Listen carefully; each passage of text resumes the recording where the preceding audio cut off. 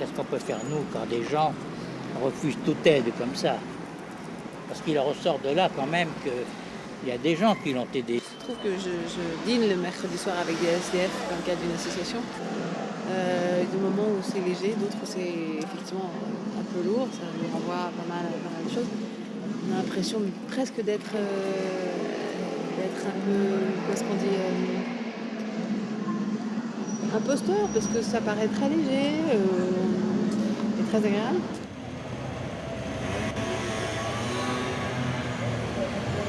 Et quand on arrive dans la rue, il y a nécessairement un problème d'alcool qui arrive, s'il n'était pas déjà présent, parce que je pense que dans la rue, on ne dort pas. Pour dormir, il faut boire. Donc voilà, qu'il y ait une prise en charge à nombreux niveaux. Là encore, on a affaire à des populations qui souffrent massivement d'addictions diverses, généralement polytoxicomaniaques, c'est-à-dire médicaments, alcool, etc. Qui prend en charge ces traitements, pendant combien de temps, etc., etc. Or, en fait, ce que l'on propose au mieux, c'est en gros 6 mois renouvelables une fois.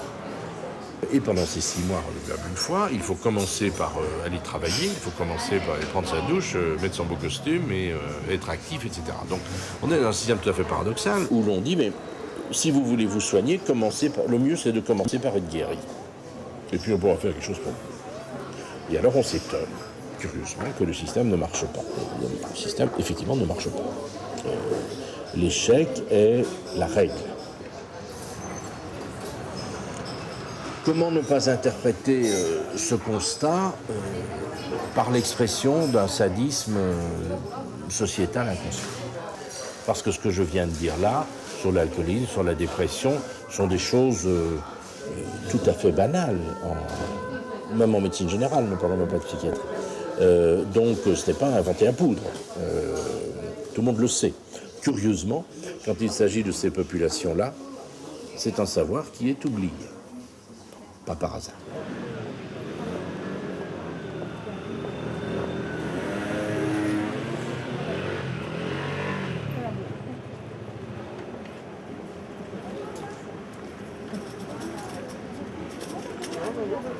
On peut se demander d'où je parle. Ce qui m'intéresse, moi, c'est de décrire, d'explorer les marges de l'humanité. De décrire avec une certaine sympathie, une certaine identification, le plus étrange et le plus lointain d'entre nous. Il y a aussi une tendresse, j'ose le mot, même une admiration, pour des gens qui réussissent à survivre malgré tout dans des circonstances effroyables. Il y a un paradoxe dont presque personne ne parle dans cette affaire, un paradoxe considérable. C'est qu'autant ces gens sont porteurs de ce qui semble être de ce qu'on leur assigne comme une paresse congénitale, c'est-à-dire le fait d'être capable de se bouger, de travailler, de faire les choses pour eux-mêmes, etc., etc.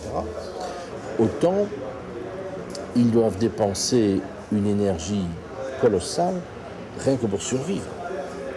Parce que la mort, par hypothermie, par dénutrition, par déshydratation, la mort est à l'horizon de quelques heures. Donc pour simplement survivre jusqu'au lendemain, ces grands fainéants, ces grands incapables, ces grands anémiques, ces grands dépressifs doivent dépenser une énergie qui n'a rien de commun avec celle que nous devons dépenser, vous et moi, pour nous maintenir dans nos situations sociales. Ça, c'est un vrai paradoxe.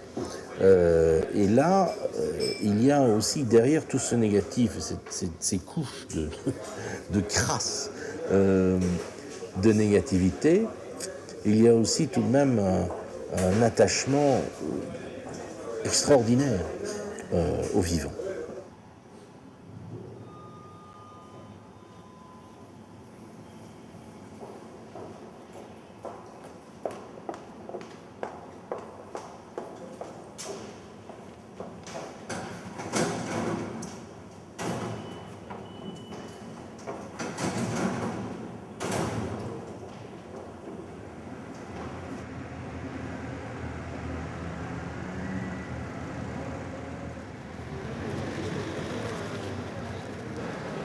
passé hier, il y avait une affiche. Il y avait une affiche. Elle a été déplacée cette nuit, elle a été posée là. Ah bon? Moi j'ai cru que c'était vous qui en avez mis une, là. Pas du tout.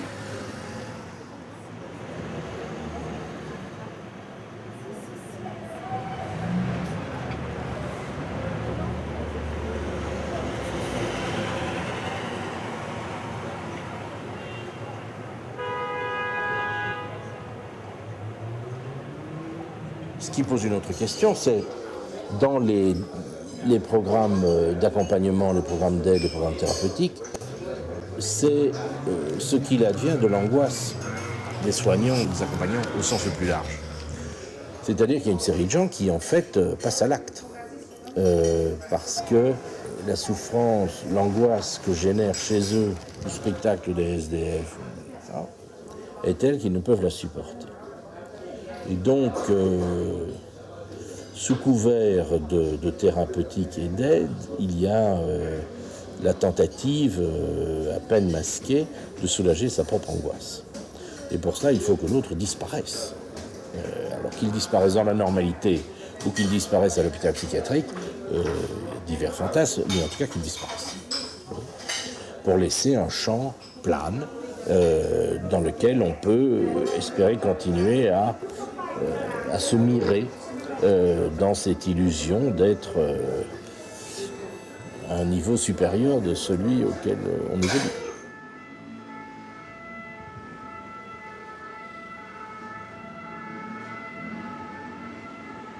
Peut-être une des personnes qui vit à la rue ici, qui l'a fait. À mon avis, c'est même plus que probable que ce soit quelqu'un du coin là.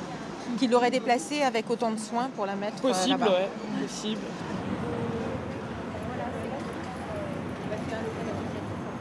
Dans un endroit plus central,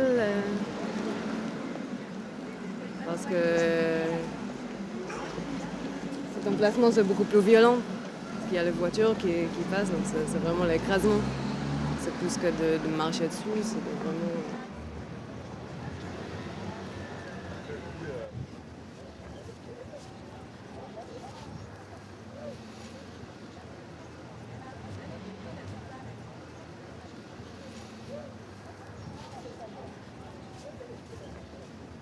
On peut décrire une série de phénomènes qui sont effectivement des phénomènes d'exclusion sociale, de difficulté d'obtenir des papiers qu'il faut avoir pour obtenir d'autres papiers, qui à leur tour permettent, etc. Il y a des pyramides, il y a des chaînes causales dont on peut se trouver exclu, mis de côté, etc. Et tout cela est parfaitement réel. En revanche, il faut quand même attirer l'attention sur le fait qu'il n'y a pas d'envers à la société. On n'est jamais en dehors de la société. Il n'y a plus d'île déserte. Et donc, ces SDF, ils sont là, ils font partie de la société, pas exclus. Leur image, d'ailleurs, et leur souffrance a une fonction sociale, je pense, y compris jusque dans la mort, qui est d'être là pour montrer ce qu'il arrive lorsqu'on lâche la rampe. Ce qui arrive lorsqu'on se révolte contre les obligations de la normalité. On se détourne du travail, on se détourne de la famille, on se détourne des joies indescriptibles de payer ses impôts et d'élever ses enfants dans une monogamie exemplaire.